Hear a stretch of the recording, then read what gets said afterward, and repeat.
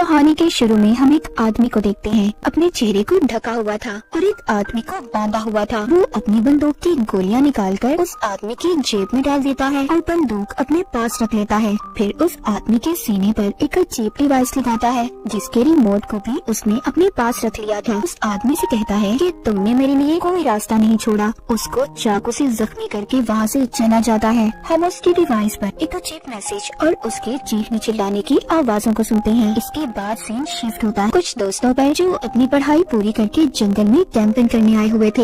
यहाँ पर सब दोस्तों में कैटो जो सबसे ज्यादा बिगड़ा हुआ था, वहीं कैटो का दोस्त जो उसके उल्ट था, बिल्कुल सीधा। पर उसकी दोस्त ऐसी थी जो बेचारे पर हमेशा शक करती रहती थी कि उसका चक्कर किसी और लड़के के साथ है। हम यहाँ पर उनकी बातों में सबकी गहरी दोस्ती देखते हैं। इनके ग्रुप में एरिन थी जो सबसे ज्यादा मासूम थी और सबसे अलग रहा करती थी। जब एरिन बाथरूम के लिए झाड़ियों में जाती है, वही आदमी जो हमने कहानी के शुरू में देखा था वो एरिन को बेहोश कर देता है। जब एरिन को होश आता है, उसके साथ साथ सभी दोस्त एक अजीब सी जैकेट के साथ उठते हैं क्योंकि सबने अब जैकेट पहनी हुई थी और उस जैकेट पर एक टाइमर लगा हुआ था। करीब ही जब वो गैस सिलेंडर को देखते हैं तब इन्हें समझ आता है कि किसी ने इनको गैस से बेहोश कर दिया था और इनका यहाँ पर एक दोस्त भी गायब था। जब वो आदमी इनके सामने आता है तो इन्हें पता चलता है कि वो इनके स्कूल के साइंस टीचर थे और साथ ही साथ एरिन के दोस्त के डैड भी जो अब मर चुका था। वो बताते हैं कि जब मेरे बेटे की मौत हुई तो उनकी बीवी ने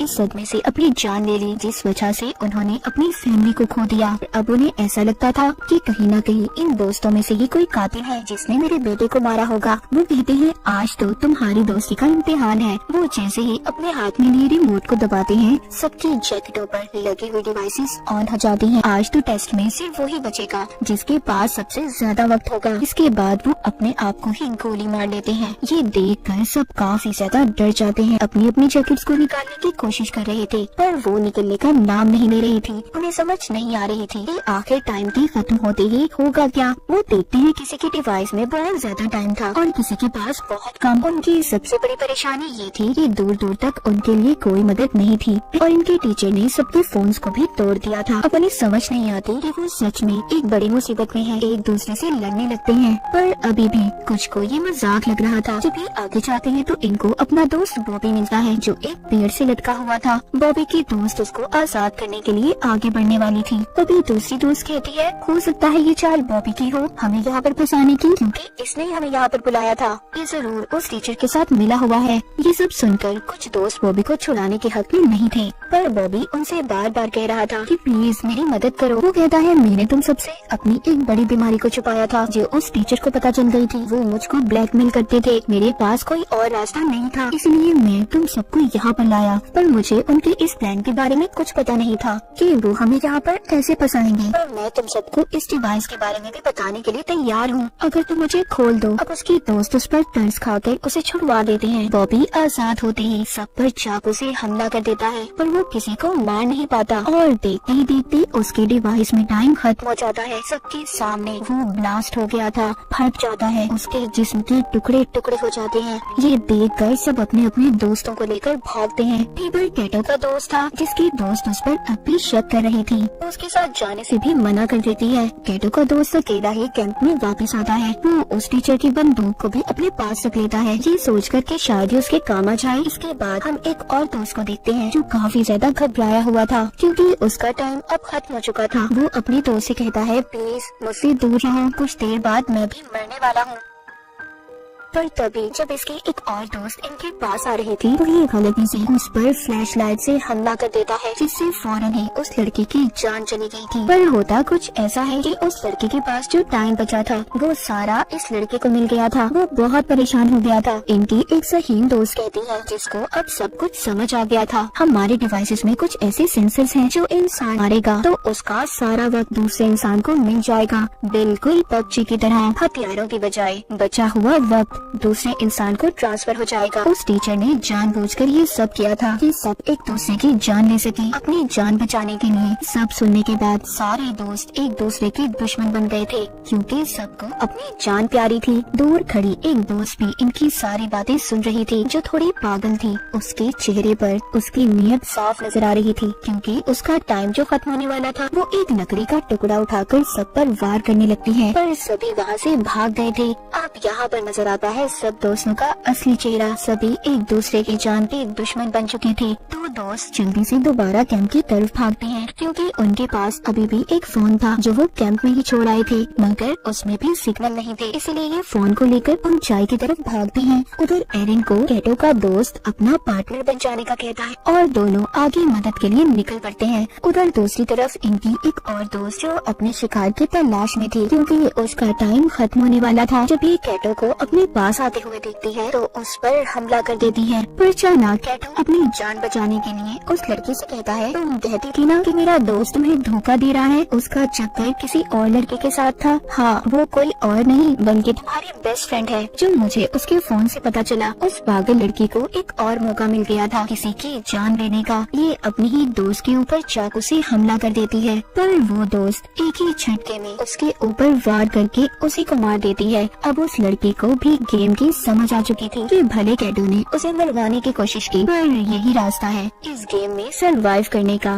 जिंदा रहने का। वो कैटो के साथ मिलकर टीम बना लेती है और दोनों सबका शिकार करने का प्लान बनाते हैं। उधर दूसरी तरफ जिन दोस्तों को फोन मिला था, अब वो लड़की अपने डैड को फोन करती है जो पुलिस ऑफिसर थे, पर उसकी कॉल नहीं लग रही थी। अब उसको शक होने लगा था कि कहीं उसके डैड भी किसी मुसीबत में ना हो। जब वो जीपीएस से लोकेशन पता करते हैं तो उससे पता चलता है कि उनके डैड कहीं आसपास ही थे। उधर दूसरी तरफ एरिन और उसके दोस्त को चलते हुए टीचर का वही शिकार मिलता है जो हमने कहानी के शुरू में देखा था, जिस आदमी को बांधकर उसने रखा हुआ था। ये आदमी कोई और नहीं बल्कि उस लड़की के डैड थे, जो अपने डैड को कॉल कर रही थी। साइंस टीचर ये सब इनके साथ इसलिए कर रहा था, उसको अब भी ऐसा लगता था कि उसका बेटा किसी नशे से नहीं मरा, बल्कि उसे जानबूझकर मारा गया है। और ये सब इन दोस्तों की पार्टी में हुआ था। उस लड़की के डैड को इसलिए मारा क्योंकि बिना छानबीन किए उन्होंने उसके बेटे के केस को बंद कर दिया था। यानी कि सच ये था कि इन्हीं के बीच में कोई कातिल है। उधर ही एरिन के दोस्त को बुलेट्स, गोलियां भी मिलती हैं, जिसको उठाकर ही अपने पास रख लेता है। इनकी दोस्त के डैड मरने ही वाले थे, तभी एरिन का दोस्त बंदूक में गोलियां डालकर उन्हें मार देता है। एरिन को यकीन नहीं हो रहा था कि उसका दोस्त इतना बेदर्द हो सकता है। वो उसको समझाता है कि सब मैंने तुम्हारे लिए किया, क्योंकि वो ज्यादा देर जिंदा नहीं रहते,